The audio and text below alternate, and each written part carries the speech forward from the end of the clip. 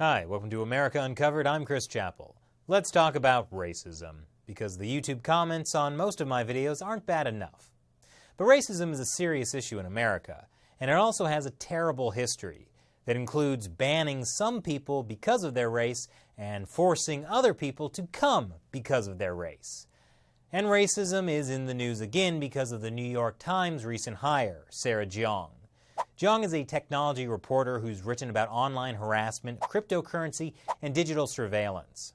4 years ago, she wrote some other things she now regrets. Now, while that probably rings true for all of us, in her case, she wrote it on Twitter. In 140 characters or less, she compared white people to groveling goblins and said some other stuff that was even less flattering. And a lot of people are saying the New York Times should fire her because she's racist. And a lot of other people are saying it's not racist at all, partly because she said it about white people, and partly because it was sarcastic and taken out of context. In response, the New York Times released a statement saying they were not going to fire Jeong, although they did not condone what she did. Jeong also released an apology where she defended her past actions as a reaction to internet trolls, but said she would not do it again. Here to talk about this issue is Shelley Zhang. Thanks, Chris. I'm really excited to be on the show. That's great. I was a little worried that you wouldn't want to talk about such a controversial topic. What? No, I've got charts and graphs. I've even created a 52-page PowerPoint deck breaking down the fiscal responsibilities of each government department. This is going to be amazing. Wait, what does that have to do with racism? Racism? Aren't we talking about the government shutdown? No, this is about that reporter, Sarah Jeong, and the controversy over whether she was being racist on Twitter. Oh, no. No. I do not want to talk about racism. Why not? This feels like a trap. It's not a trap. I just thought that you have more experience with racism. Yes, I do. I have over 25 years of experience with racism, and that experience tells me that this is a bad idea. I mean, we're reasonable people. We can have a reasonable conversation. Yes, Chris.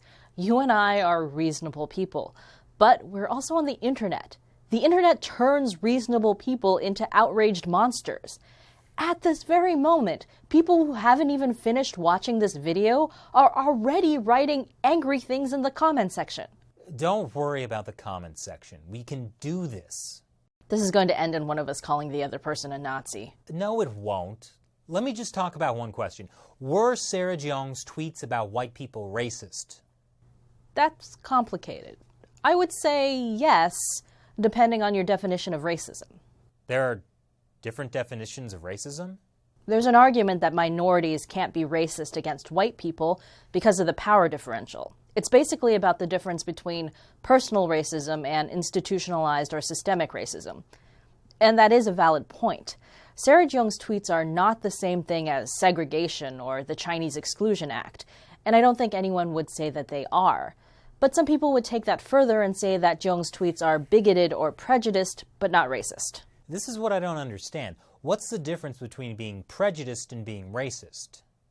I think it's a difference in worldviews. Some people think that it's hypocritical and racist to insult white people in ways that you wouldn't insult minorities. And other people think that society treats white people and minorities differently, so you have to take that into account when looking at whether things are racist or not. Honestly, I think it's also because nobody wants to be called racist. Because it's like being called a Nazi. And the truth is, to quote Avenue Q, we're all a little bit racist. Hey, are you saying I'm racist? Because I'm not racist. Yeah, like I said, once the word racist comes out, we're too busy arguing about that to have any kind of real conversation. So if Sarah Jeong's tweets were racist or bigoted or prejudiced, should she have gotten fired from the New York Times? I personally don't think so, Chris. We need to stop using people's old tweets to destroy them. Twitter is terrible. It's like a shooting range where everyone is wandering around with targets on their back and constantly shooting themselves in the foot. And when people start getting mad about something, everyone turns into Rambo, but with terrible aim. Okay, I'm glad I'm bad at Twitter. It sounds dangerous. But people should take responsibility for what they say. Look, I agree. I'm not defending Sarah Jeong's tweets, which were bad and offensive, and not funny. But she apologized and said she was wrong. Should we let people learn from their mistakes, or should we just make sure they're punished for them forever? Punished forever, obviously. Obviously. But that's the problem with this type of mob mentality.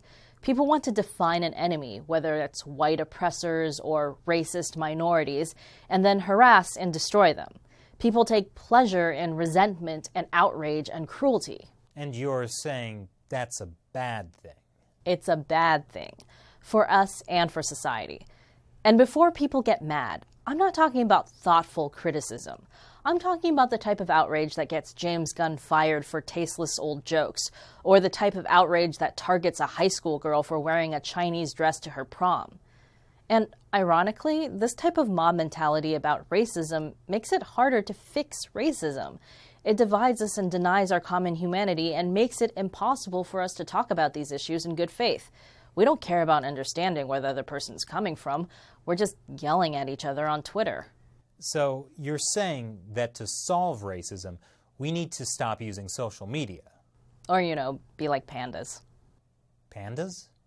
You know that old joke about how pandas solve racism because they're black, white, and Asian and people still love them? No. Pandas are terrible. Don't be a panda hugger. Oh my God, don't be such a panda hater. Panda justice warrior? Panda Nazi. You were right. One of us called the other a Nazi. I guess the internet does turn reasonable people into outraged monsters. This seems like a good time to plug my Twitter account. Thanks, Shelley. So what do you think about racism on the internet? Leave your comments below. And before you go, please remember to check out our page on the crowdfunding website Patreon so we can get Shelley on more episodes to talk about uncomfortable social issues. The link is below, or you can click the orange button in the credits. Once again, I'm your host, Chris Chappell. Thanks for watching America Uncovered.